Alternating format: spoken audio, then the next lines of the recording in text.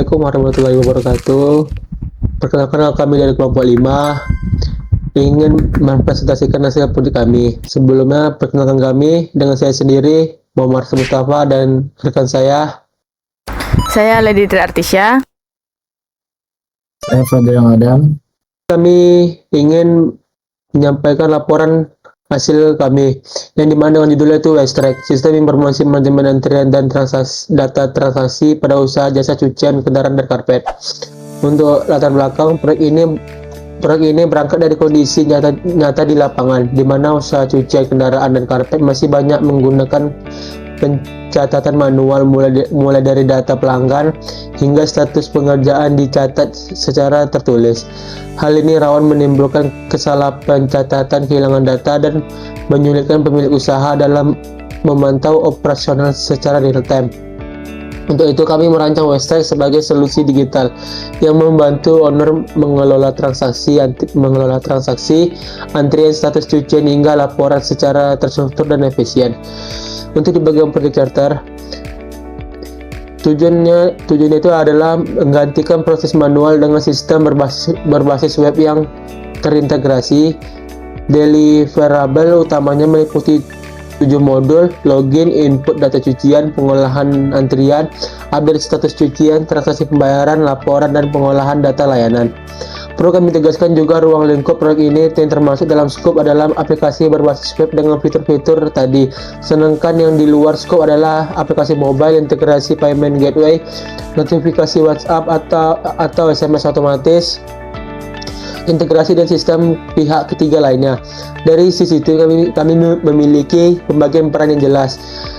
Ibu Marfidah Fadil sebagai sponsor yang memberi arahan dan persetujuan, saya sendiri Fadil sebagai project manager, kemudian Rashid yaitu saya sendiri, dan Lady sebagai anggota tim developer, serta pemilik usaha cucian sebagai customer sekaligus subject matter expert dari sisi operasional. Selanjutnya itu business case yang akan dijelaskan oleh rekan saya, yaitu Lady. Lady, dipersilakan. Baik, terima kasih. Selanjutnya kita masuk ke business case, yang mana permasalahan utama kami identifikasi adalah proses manual yang membuat pemilik usaha kesulitan memantau aktivitas secara real time. Nah, oleh karena itu data terbesar yang dia tuh sebagai catatan dari sisi kebutuhan fungsional, sistem harus bisa menangani login input, data cucian, pengolahan antrian, dan update status. Nah, mulai dari diterima, diproses hingga selesai, sampai hingga diambil pencatatan transaksi dan pemuatan laporan. Sedangkan dari sisi non-fungsional, kami menetapkan standar waktu respon sistem tidak lebih dari 3 detik. Nah, serta harus ada mekanisme keamanan data melalui autentikasi pengguna. Nah, untuk biaya estimasinya kami mentotalkan biaya implementasi awal yang kami hitung adalah 20 juta dengan biaya operasional tahunan berkisar 500.000 hingga 2 juta. Itu tuh tergantung kebutuhan hosting dan pemeliharaannya.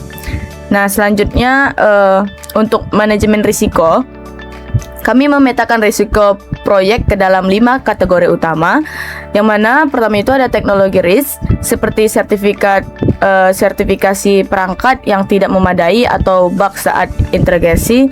Yang kedua ada culture atau proses risk, misalnya itu analisis kebutuhan yang kurang lengkap. Yang ketiga itu ada project risk seperti perubahan kebutuhan di tengah pengerjaan atau target waktu yang telah meleset. Yang keempat ada people risk terkait keterbatasan anggota tim akibat jadwal kuliah. Dan kelima financial risk seperti biaya internet selama masa pengembangannya.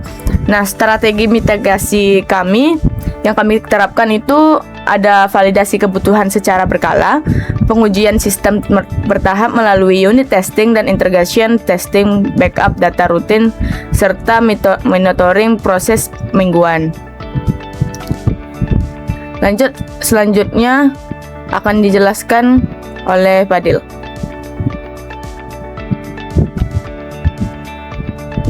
Baik, saya di sini akan menjelaskan di bagian cost benefitnya, yang dimana dari hasil perhitungan cost benefit analisisnya dengan diskon rate 8% selama periode analisis 3 tahun, kami mendapatkan hasil diskon lifestyle atau ROI-nya sebesar 61,98% dengan payback period sekitar 2,6 tahun.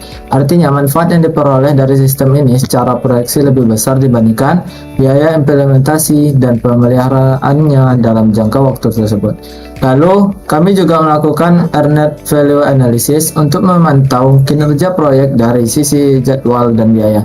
Dengan membandingkan 3 indikator, planned value, earned value, dan actual cost, dari situ dihitung schedule variance-nya, yang dimana apakah proyek berjalan sesuai target, lebih cepat, justru lebih lambat, dan boros dari anggarannya.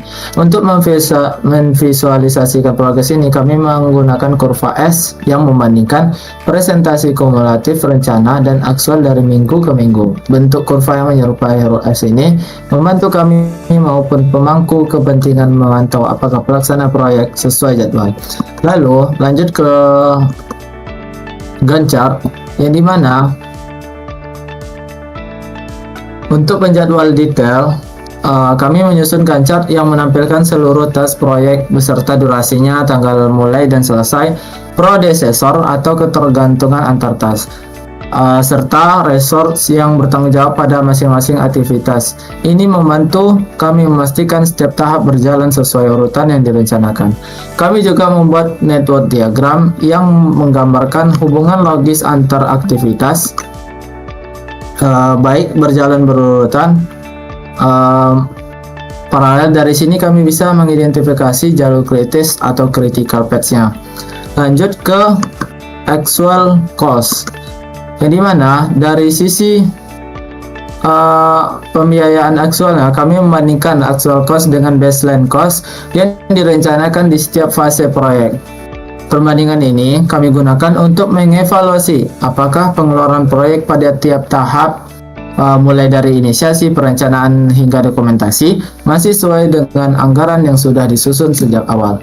Lalu, mungkin pada kesimpulannya, kami dapat simpulkan bahwa penerapan manajemen proyek yang baik, mulai dari penyusunan WBS, penjadwalan, alokasi sumber daya, hingga analisis earned value management, membantu proses perencanaan menjadi lebih terstruktur, meminimalkan risiko keterlambatan, dan mengendalikan biaya proyek. Adapun saran untuk pengembangan selanjutnya, pertama mungkin estimasi jadwal dan biaya dibuat sedetail mungkin. Kedua, monitoring dilakukan secara berkala.